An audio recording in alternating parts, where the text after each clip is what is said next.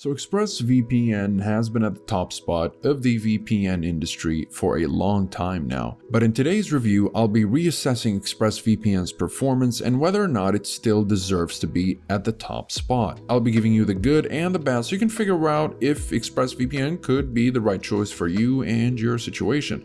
But before getting into this review, rest assured, ExpressVPN still allows for torrenting and is still arguably the best VPN for unblocking streaming services and bypassing geo-restrictions, especially in censorship-heavy countries. Now, when it comes to privacy, it's very well known at this point how much Express values the anonymity of their users, and that could not have been demonstrated any better than in the real-life stress test where the Turkish government seized an ExpressVPN server as part of an investigation but were not able to extract any information out of the servers thanks to Express not having stored any information on their servers in the first place, which is also attributed to their trusted server technology, which are servers running on RAM disk drives rather than physical hard drives, which means that there are simply no physical drives for information to be stored in, and any minimal information stored by the RAM is erased with every machine reboot, which do happen quite often.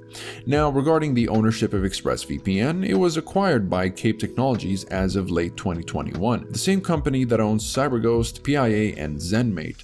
Since the acquisition, very little has changed in the day-to-day operation of ExpressVPN, and that also extends to the privacy policy of ExpressVPN, which is really good. However, in September 2021, ExpressVPN got caught up in a controversy involving ExpressVPN's chief information officer, who was once hired by the US and UAE intelligence services in cyberspy operations. He also worked on the controversial Project Raven, which ExpressVPN has publicly condemned. But despite ExpressVPN's condemnation of Project Raven, Express explained how Daniel's expertise and the ability to understand adversaries helped the ExpressVPN team properly assess risks and prevent threats, and how Daniel's understanding of offense helped ExpressVPN build a better defense. So combined with the efforts and dedication of ExpressVPN to constantly conduct independent audits and publicly show the reports, it really shows the unprecedented levels of transparency that ExpressVPN is willing to reach in order to preserve the trust of their users. So overall, it really is safe to say that ExpressVPN still holds up with regards to upholding the integrity of their no-logs policy and protecting the privacy of their users. Now, in terms of speed, keep in mind that speed tests will vary depending on various factors like your own connection speed, server load, and distance between you and the server you're connecting to. So if you didn't know, when you connect to a VPN, your speed will drop since you're connecting to a server that's essentially much farther than your ISP servers. So generally speaking, drops in between 10 and 20% are considered to be excellent for a VPN. Anything between 20 to 30 or even 40% is still quite good, granted your base speed is fast enough to handle a 40% drop. And during my tests, I noticed that my speed drops remained within the 10 to 30% range, which is excellent. So when it comes to speed, ExpressVPN will keep the speed drops to a minimum and as close to your base speed as possible. I would just recommend that you use the best performing protocol, and that'll be the lightweight UDP protocol for the best results. So with regards to speed, ExpressVPN does very well. Just keep one thing in mind, which is the closer the VPN server is to your physical location, the faster the speed. Though with the quality of the servers of ExpressVPN, even those that are much farther away will still give you impressive speeds. Now for streaming, ExpressVPN is simply excellent. The level of consistency in unblocking geo-restrictions is very high. ExpressVPN can unblock many streaming services including HBO Max, Hulu, Amazon Prime, and up to 18 Netflix libraries, and possibly even more if you do your own testing. As for torrenting, ExpressVPN also supports peer-to-peer activity without any restrictions on speed or bandwidth, and that support extends across all servers, though you might want to make note of ExpressVPN not supporting port forwarding if that's something you need. But port forwarding isn't something that's typically necessary when downloading, it's more needed for file sharing and seeding, so you can ultimately still download to your heart's content. As for you gamers out there, you'll be glad to know that ExpressVPN is also able to provide the best experience while gaming because your ping will be as close to your base ping as it can be, and in most instances exactly the same, if not even less, if you apply this pro tip right here, which is if you connect to a VPN server that's close to your game server, you're much more likely to get that better ping, and that method is actually quite useful. Now for security, by default ExpressVPN uses military grade encryption, so rest assured nobody will be able to intercept your connection. In terms of protocols, you get a few options, but from my experience, lightweight UDP is the fastest protocol, so I just stick with that. But leaving it on automatic is also a viable option if you don't want to mess with the options at all.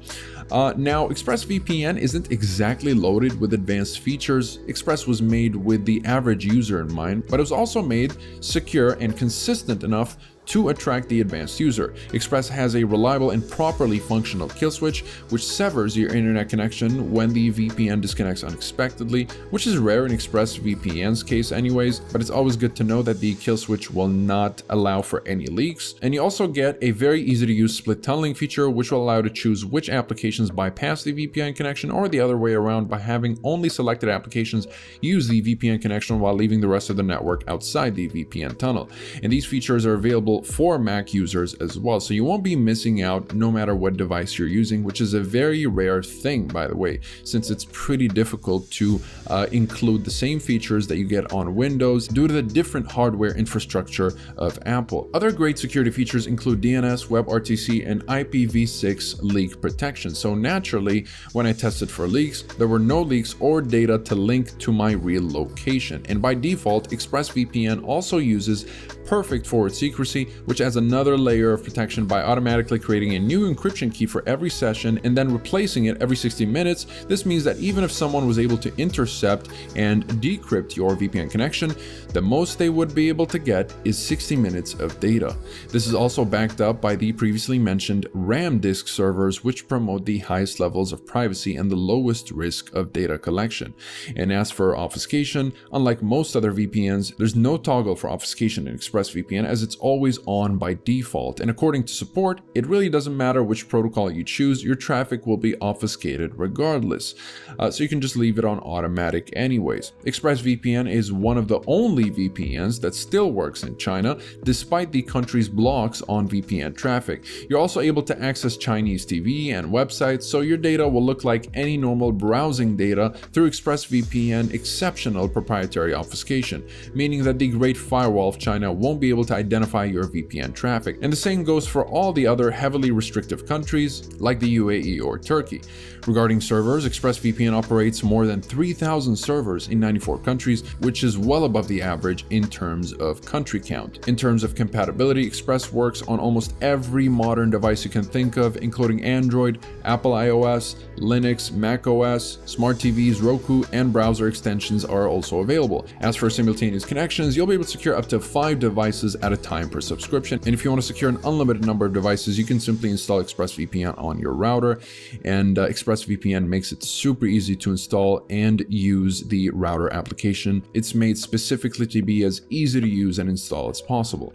Now, I know it's obvious, but I also think it's worth mentioning how clean and bug-free the user interface of Express is. It's just very simple and easy to read, as if Express is not really trying to impress you with looks, but with performance and efficiency instead.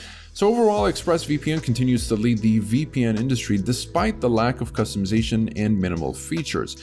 Every feature Express has to offer is well coded and is made to carry out tasks at the highest levels of security, consistency, and efficiency. I can see how a lot of people might be deterred because of the lack of customization, and you might find other VPNs that have more customization options as more attractive as a whole package, especially other VPNs that come with ad blockers and whatnot. But ultimately, if you're looking for the best VPN, whether for torrenting, streaming, unblocking geo-restrictions, or to stay private online, ExpressVPN continues to be the way to go. And if you're interested in giving ExpressVPN a try, I'll leave an exclusive discount down below, so feel free to use it to save a little more money on your subscription. So that'll be it for this review. If you guys enjoyed it or learned something new, consider liking the video and subscribe to stay up to date with everything VPN related. Let me know what feature you might like to see in ExpressVPN. Is there anything specific that you think Express is severely missing besides the obvious ad ad blocker or maybe specialty features or whatnot. And don't hesitate to drop your questions in the comments down below. Besides that, thank you guys very much for watching, and I'll see you in the next one. Have a wonderful day.